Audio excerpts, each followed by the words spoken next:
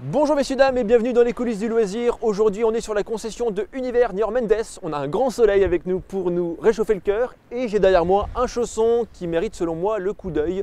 On va donc en faire le tour en moins de 10 minutes, c'est jouable? Parce que 20 minutes c'est un petit peu long, hein. Allez.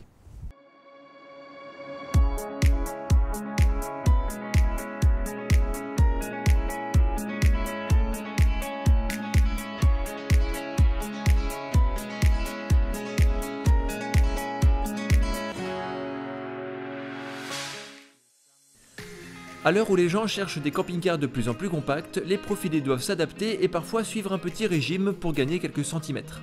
Nous sommes devant le chausson S514. Alors S pour slim, pour short ou encore super maigrichon.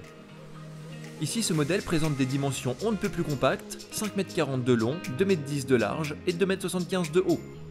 5,40 m, c'est en fait la longueur d'un petit fourgon chez Fiat. Mais ici, comme on est sur un profilé compact, on profite de nombreux avantages, à commencer par cette soute dont la largeur traverse tout le véhicule. First Line, c'est l'entrée de gamme. Il y a l'essentiel avec un prix au ras des pâquerettes. Par contre, celui-ci a été équipé avec quelques options comme la caméra de recul, des accessoires, mais surtout un moteur de 170 chevaux.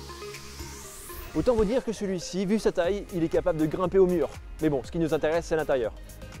Le S514 est un petit camping-car idéal pour les couples. Il offre tout le confort de base pour passer de bonnes vacances.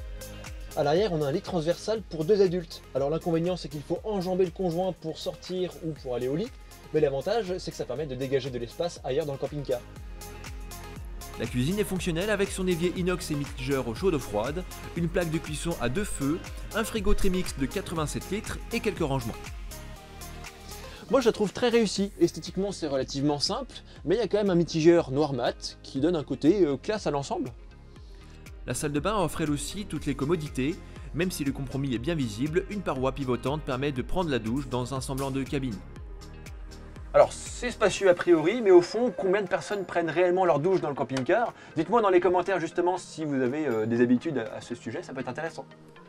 Côté salon, l'espace est réduit, mais autorise tout de même 4 places. Les sièges de cabine se retournent et il est alors envisageable de partir à 4 pour les vacances. Alors pour dormir, 2 personnes à l'arrière c'est bon, par contre pour les 2 autres personnes il faudra se débrouiller avec une tente, ça c'est un classique vu la taille du véhicule, ou alors aménager la soute, après chacun ses délires. Et d'ailleurs sous le lit on aperçoit une porte qui donne un accès direct à la soute, et ça peut être très pratique notamment pour ceux qui ont des animaux de compagnie. Autre élément peu courant, ce meuble d'entrée qui offre un plan de travail et un caisson de rangement assez spacieux. Et ce n'est pas tout, le fabricant a même pensé à mettre une penderie, on y accède par le dessus quand on lève le lit, et autrement sur le côté avec cette porte de placard. Et dernier point avant de passer au poste de conduite, la table du salon se rallonge et on obtient alors une très grande table, pas très pratique pour circuler, mais il y a de quoi faire à manquer. Ce petit chausson est monté sur un Ford Transit de 2 litres et de 170 chevaux. On y retrouve un tableau de bord fonctionnel avec commande au volant, régulateur, boîte de vitesse manuelle avec 6 rapports, un autoradio avec écran tactile, la caméra de recul et aussi un support pour le téléphone portable. Côté autonomie, on dispose d'un réservoir de 105 litres pour les eaux propres et d'un autre réservoir de 100 litres pour les eaux usées. Le chausson est équipé d'origine avec un chauffe-eau Truma qui fonctionne au gaz et d'un chauffage Webasto qui fonctionne avec le gasoil du véhicule. Et côté électricité, on a déjà un panneau solaire sur le toit, mais après si on veut plus d'autonomie, il faudra probablement choisir une plus grosse batterie. Alors le chauffage, le panneau solaire, les batteries, c'est des sujets qu'on a déjà évoqués dans d'autres vidéos. Si ça vous intéresse, je vous invite à aller les voir et on vous met les liens dans la description.